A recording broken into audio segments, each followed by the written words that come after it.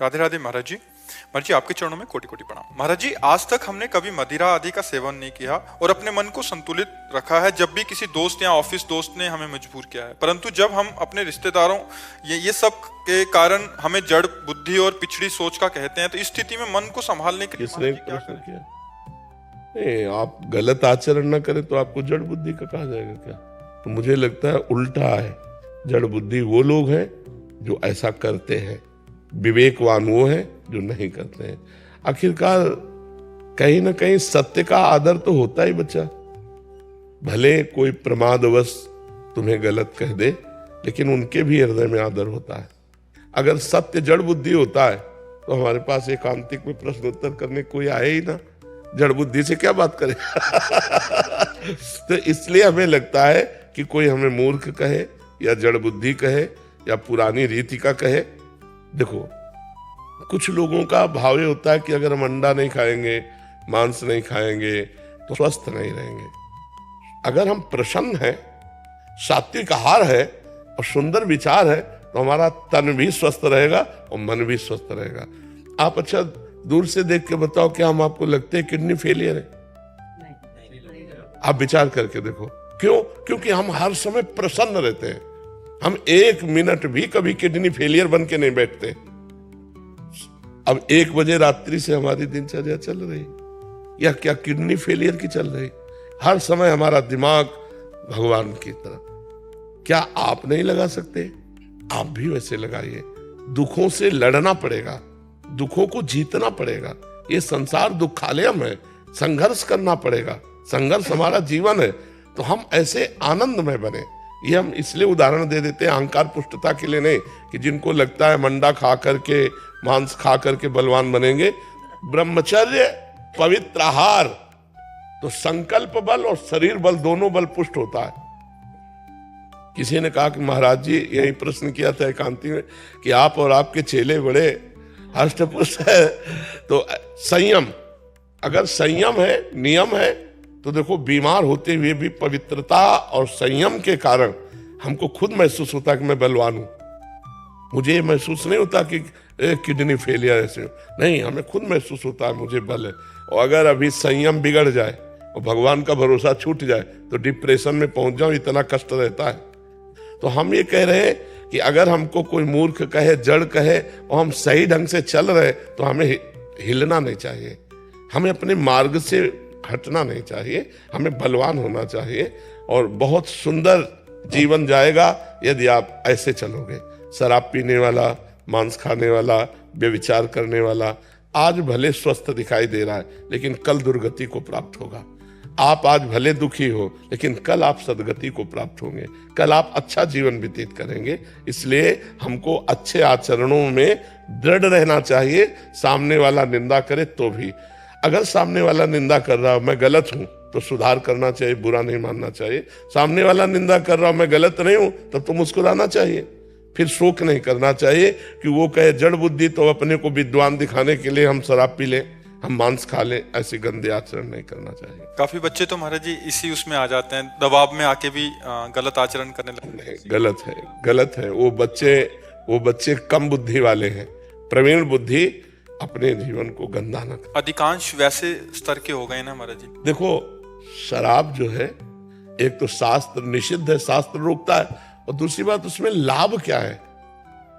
प्राय हमने शराबी जनों को अपने धर्म से च्युत होते देखा है। जब आप शराब के नशे में होगे तो आपका बर्ताव ठीक नहीं होगा, आपके आचरण ठीक नहीं होंगे, आपका चरित्र पवित्र नहीं होगा। और नालियों में तो पड़े आप देखते हो, नालियों में पड़े आप देखो ना, नालियों में पड़े दिखाई देते। पैसा गया, स्वास्थ्य गया, इज्जत गई। भला ऐसा क्यों? जब हमारे शास्त्र रोकते हैं तो शराब नहीं पीना चाहिए। और जब तक ब्याह ना हो तब तक ब्रह्मचर्य से रहो। ब्याह हो जाए तो एक पत्नी व्रत धारण करो। ये जो चला है ना गर्लफ्रेंड बॉयफ्रेंड, ये बहुत नरक है, बहुत अपवित्र जीवन, पूरी गृहस्थी को चौपट कर देने वाला जीवन है। मान लो जो बच्चा 2-4 बच्चों से संबंध रखते हैं, वो कभी ब्याह करके एक में टिक पाएंगे क्या? उनकी गंदी आदत बनी रहेगी, उनका जीवन व्यर्थ हो जाएगा, गृहस्थी संबंध टूट जाएंगे। इसीलिए नए नए ब्याह होते, डिवोर्स हो जाता है। ये कोई जीवन है? अरे जीवन है कि चलो अब लो नसानी अब ना नशे हो, 1-2 बार गलती हो गई, अब पति प्राप्त हो गया तो अब बहुत धर्म से रहे, या पत्नी प्राप्त हो गई तो धर्म से रहे। लेकिन आजकल शराब पीना और नया नया व्यभिचार करना और जैसे बने वैसे धन कमाना, यही उद्देश्य रह गया है। गृहस्थी के लिए ब्रह्मचर्य क्या नियम होना चाहिए महाराज? मासिक धर्म के 8 दिन बाद एक बार केवल संयोग कर सकता है, शास्त्रीय पद्धति के अनुसार महीने में एक बार। महीने में एक बार एक शिष्य ने अपने गुरुजी से पूछा कि हमारा ब्याह हुआ तो कैसे चलें? उनका वर्ष में एक बार। उनका ऐसा तो नहीं रह पाएंगे गृहस्थी में, तो उनका 6 महीने में एक बार। उनका ये भी नहीं रह पाएंगे। तब फिर ये शास्त्रीय पद्धति बताई, महीने में एक बार। शास्त्रीय पद्धति है महीने में एक बार। अब सोचो आजकल नए नए बच्चे कितने आके बता गए कि 5 बार हस्तमैथुन, 8 बार हस्तमैथुन, ये जिंदा रह रहे हैं, यही बड़ी बात है। एक मन द्रवित पदार्थ सहित, एक मन कहते 40 किलो को, 40 किलो अन्न और पानी और दूध सब कुछ मिलाकर जब पचता है तब एक बार संतान उत्पन्न करने की योग्यता का वीर बनता है। और जो लोग ऐसे नष्ट करते हैं उनकी जीवनी क्या होगी। इसलिए वो ब्रह्मचारी ही माना जाएगा गृहस्थ। जो एक पत्नी व्रत है वो महीने में एक बार संयोग करता है संतान उत्पत्ति के लिए, शास्त्राज्ञा जो है। शेष समय ब्रह्मचारी। संतान उत्पत्ति का उद्देश्य नहीं है, फिर नहीं करना। फिर व्यभिचार के लिए आदेश नहीं है, नहीं शास्त्रीय आदेश नहीं है, बका उसको पाप लगेगा नहीं जी। अगर वो महीने में एक बार संयोग करता है तो पाप नहीं लगेगा। पाप का अधिकारी नहीं है, लेकिन शास्त्र आदेश नहीं है। शास्त्र आदेश केवल संतानोत्पत्ति के लिए है। शेष समय ब्रह्मचर्य रहकर भगवत आराधन करते हुए अपने कर्तव्य का पालन करना।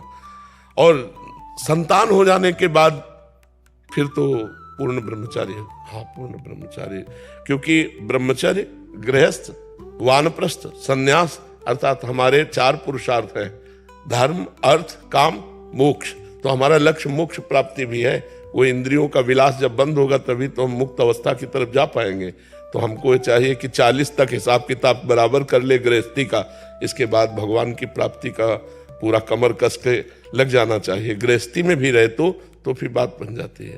अब तो 30-40 में तो ब्याह लोग करना शुरू कर दिए, 30 में तो ब्याह करना। और हमें लगता है कि 30 तक तो 10-12 वर्ष का लड़का बच्चा हो जाता था, तो वही ठीक है कि आप जब वृद्धावस्था की तब पदार्पण कर रहे तो गृहस्थी संभालने लायक हो गए। ये हमारा जो क्रम था शास्त्री, वो बहुत बढ़िया था, बहुत बढ़िया था। उससे बहुत मर्यादा। अब जैसे लड़के और लड़कियां नई अवस्था को प्राप्त हुई, उनका ब्याह हो गया तो उनको मिल गया जीवन साथी, तो इसलिए भटकना, व्यभिचार करना ये हो नहीं पाया जीवन में। और वो आजीवन अपने पति को भगवान मानकर निर्वाह किए या अपनी पत्नी को प्राण मानकर निर्वाह किए। अब क्या हो रहा है, ये जो बॉयफ्रेंड ब्रेकअप, ये है क्या? मतलब ये है क्या? कितनी गंदी बात है। अपने शरीर को हम अपवित्र कर रहे हैं। और ये बच्चे हैं, जानते हैं नहीं। खुले लिव इन रिलेशन क्या है? खुले में देखो, लिव इन रिलेशन क्या है? व्यभिचार, खुला व्यभिचार। ये हमारा धर्म तो नहीं है, भारत देश का धर्म नहीं, भारत देश के शास्त्रों का नहीं। भारत देश में तो एक बार हाथ पकड़ा, पाणी ग्रहण, आजीवन निर्वाह किया। और कितना सुंदर है, जब आप कहीं मिल रहे हो, आप कहीं मिल रहे हो तो हमारे पितरों को जल कौन देगा? जब हमारी संतान ही नहीं तो जल कौन देगा? जब कुल परंपरागत। इसीलिए बहुत पवित्र रखा जाता था शरीरों को, कि हमारा उद्देश्य संतान उत्पन्न करना केवल भोग के लिए थोड़ी है। हमारी पितृ परंपरा है, उनका श्राद्ध तर्पण है, हमारे पितरों के उद्धार के लिए, हमारे कुल परंपरा चलाने के लिए।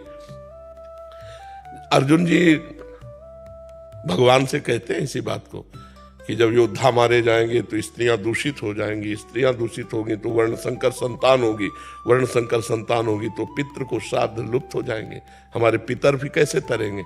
अब ये सब कोई बातें मानना चाहिए तो भगवान की कृपा को कि आप लोग कृपा करके सुन रहे संत बातें।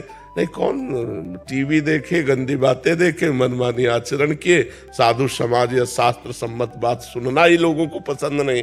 ये तो भगवान की कृपा है कि इस समय लोग सुनना चालू कर दिए, कि चलो सुन रहे हैं और मान भी रहे, हमें लगता है मान भी रहे, सुधर भी रहे। इसलिए हम बड़ा एहसान मानते हैं अपने देशवासियों का कि हमारी बात सुन रहे हैं, मान रहे हैं, हमारे ऊपर एहसान कर रहे हैं। हमारा जीवन धन्य हो रहा है कि आपका जीवन धन्य हो गया तो हमारा जीवन धन्य हो गया, हमारा बोलना सार्थक हो गया, हमारा बाबा जी बनना सार्थक हो गया। महाराज जी रील के अंदर आप या बात हो, आप ही से कुछ दूसरा आता ही नहीं है, तो देखें क्या दूसरा। रील में आप ही आते हो कह रहे हैं। हाँ, भगवान की इच्छा है, भगवान ने ऐसी कृपा कर दिए कि समाज को मंगल में बनाना चाहते हैं, इसलिए वो नहीं। कौन माने बच्चा साधु महात्माओं की बातें, कौन माने आप बताओ। अपने बाप की तो कोई मानता नहीं, बाबा जी की कौन माने। ये तो भगवान की कृपा है कि लोग सुन रहे हैं और मान रहे हैं।